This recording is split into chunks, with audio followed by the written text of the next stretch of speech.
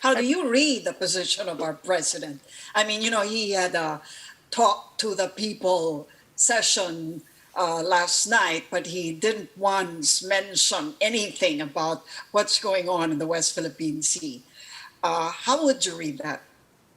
Well, look, there are a lot of analysts I respect very much in Manila who have struggled for the last 5 years to understand the position of President Duterte. So I'm not sure I can do it better from here in Washington.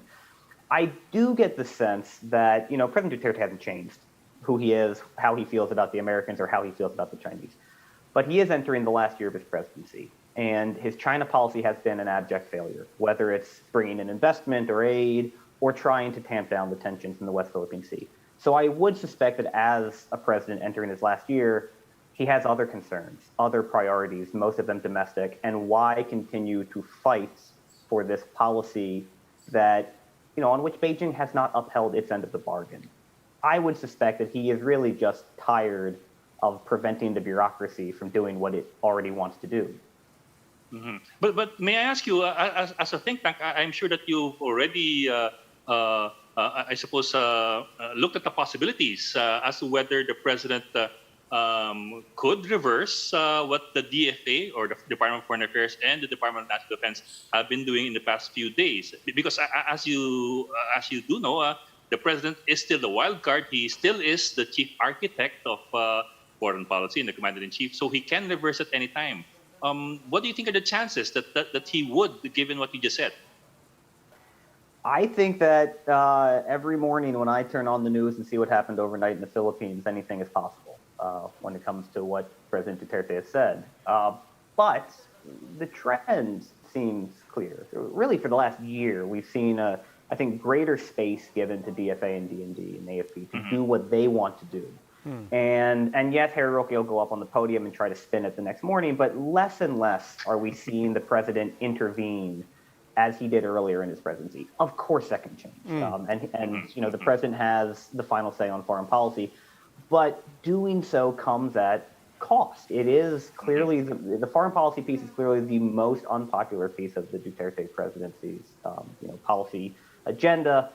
And why continue to fight this uphill battle against the wishes of the Philippine public and the armed forces and the bureaucracy when it's not doing any good and Beijing isn't reciprocating? Okay, yeah, but Well, so he it's not says just- he's standing aside and he's keeping quiet. As you said, he may just be tired of trying to push back against those who want a more assertive position and stance. But question, a lot of these people who are trying to push the agenda ultimately want this internationalized. They're openly saying, let's allow multi-party patrolling of our seas. Let's allow the Americans, the Australians, the Indians to have a patrol in our seas. That is clear. But, and it's, as you said, the president is silent.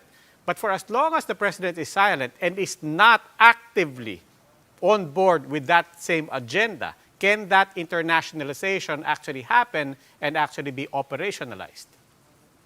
It can be operationalized at the working level, right? U.S. Pacific Command and the AFP, counterparts from Japan. That's really what we've seen for the last 4 years. After the first year of the Duterte presidency, all of the military-to-military cooperation between the AFP and all of its traditional partners returned to the pre-Duterte levels.